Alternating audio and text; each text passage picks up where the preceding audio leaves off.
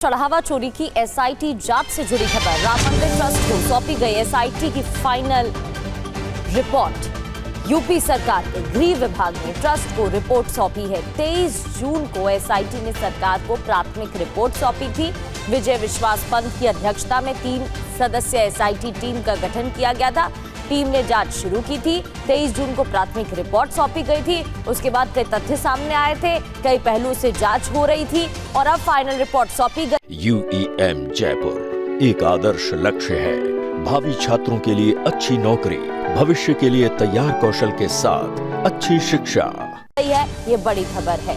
पंकज चतुर्वेदी हमारे संवाददाता में ज्वाइन कर चुके हैं। फाइनल रिपोर्ट के बारे में पंकज क्या जानकारी मिल रही है, क्योंकि प्राथमिक रिपोर्ट जब सामने आई थी तो कई खुलासे हुए थे। अब जब फाइनल रिपोर्ट आ गई है तो क्या समझा जाए? कई बड़े नाम भी अब सामने आ सकते हैं जिन पर शिकंजा कसा जा सकता है, रडार में हो सकते हैं।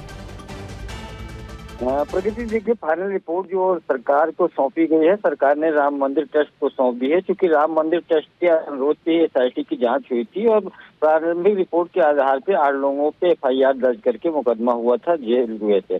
अभी कई बिंदुओं पे जांच हुई है, उसमें कई सारे नाम निकल करके आए हैं। इसके साथ साथ वहाँ पे प्रबंधन व्यवस्था को फेल, मॉनिटरिंग जो चंपत राज थे जिनकी निगरानी में थी, वो व्यवस्था कर पाने में असफल रहे। इन सब बातों का जिक्र किया है, क्योंकि अब सबसे महत्वपूर्ण रिपोर्ट होगी जो सुप्रीम कोर्ट के निर्देश पे नई एसआईटी बनी हुई है।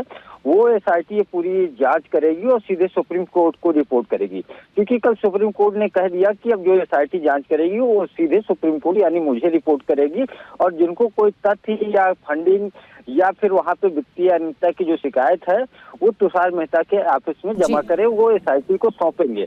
तो माना जा रहा था कि इस मामले में अभी कई दौर की मतलब व्यापक जांच होगी, क्योंकि सरकार पहले इस बात का जिक्र किया था, जो सोसाइटी की रिपोर्ट कल फाइनल सबमिट की गई, जो सरकार ने जिसका गठन किया था, डेट बढ़ाई, जांच की समय भी मांगी गई, लेकिन सुप्रीम कोर्ट ने अब नई एसआईटी बना दी। तो एसआईटी ऑटोमेटिक पूरी तरीके से फाइनल रिपोर्ट सबमिट करने के बाद एक तरीके से एसआईटी का कार्यकाल खत्म हो गया है। बिल्कुल महत्वपूर्ण ये है कि अब एसआईटी जो सुप्रीम कोर्ट के निर्देश पे एसआईटी बनी है वो सबसे महत्वपूर्ण होगी। जांच और तथ्यों का व्यापक होगा, क्योंकि सुप्रीम कोर्ट ने कह दिया है। क्या सामने आएगा वो देखने वाली बात रहेगी। पंकज, बहुत बहुत शुक्रिया आपका जानकारी देने के लिए।